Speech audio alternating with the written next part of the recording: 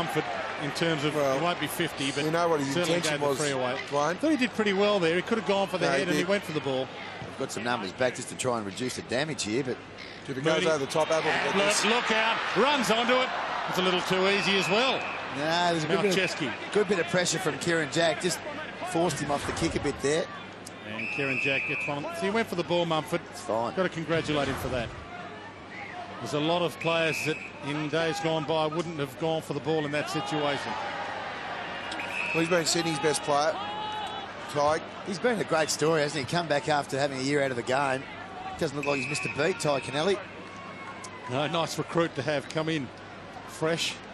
Malcheski, low kick and turns it over. Oh, it's going to kill him on the rebound. And right, I think both teams would be happy if they blew the siren. Chapman sends it along. Stephen Johnson on his own. I think they'll be very disappointed, Paul Roos and the coaching staff. They were pretty competitive for a half, and then they were blown away in the third quarter, but they have not given a yelp in this last quarter. Well, it's interesting there. Two of their key defenders, we see Chapman, beautiful weighted kick. Craig Bolton and Lewis Roberts-Thompson. I don't think they could have done much to stem the flow today. It's not as if they're key forwards or midfielders. Can still help, but... Only kicked one so far today. Gives that some air. He's now got two.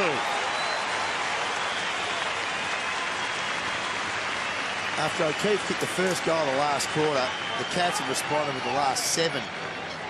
And that's what will disappoint Paul Roos the most.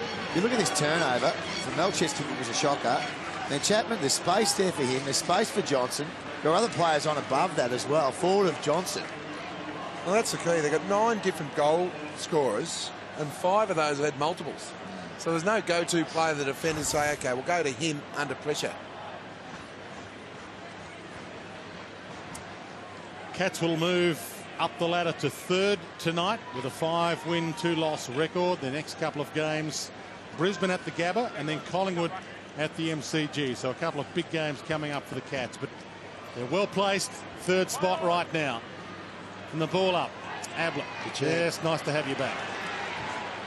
Selwood short. Ball thumped away. Jack, Shaw, Goods. If he can get there, he does. Spills it. Mops up that mess.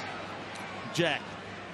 Inside, Kennedy. Good chase by Big Hawkins. And he didn't quite wrap him up. Allows him to go for goal. And he, well, I thought he'd get on the sheet, but Gary Rowan can kick his first goal in AFL footy.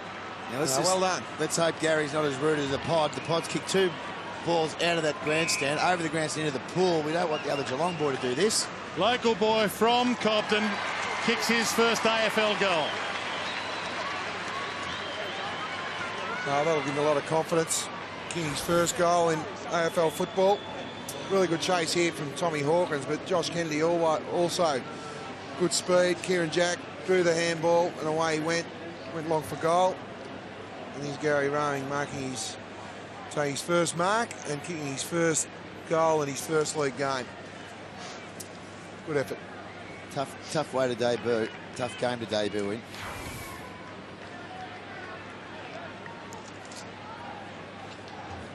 Just 18 years of age, as you can see. Gary Rowan.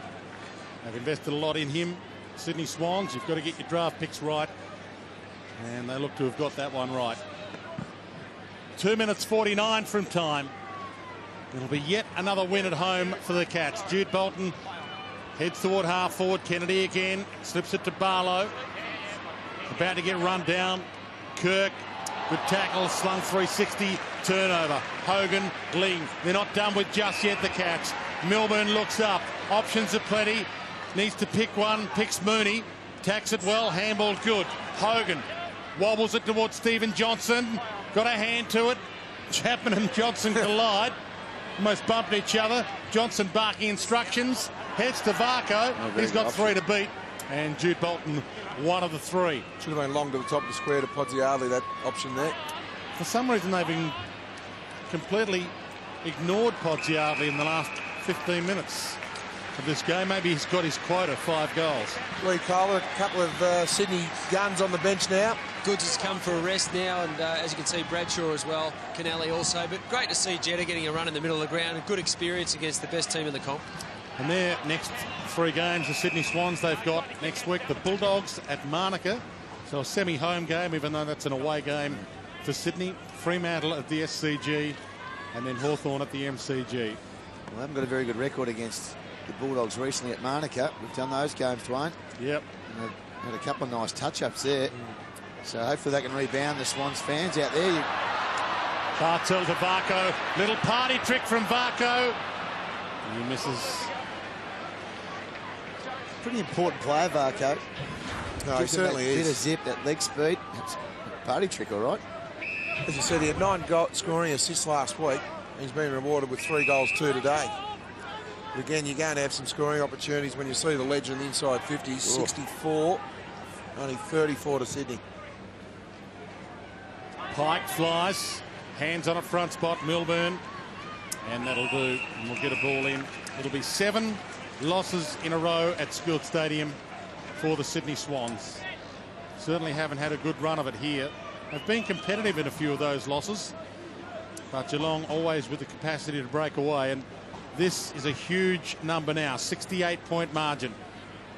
Everyone flies. Well, that's the issue. All the Sydney Swans forward together. No separation or isolation in that area. And you're playing against one of the best collective defences in the modern era also, so they will love the Sydney Swans forwards all going for the one ball. Well, look, after a decent first half, competitive first half, they probably haven't had a winner on the ground.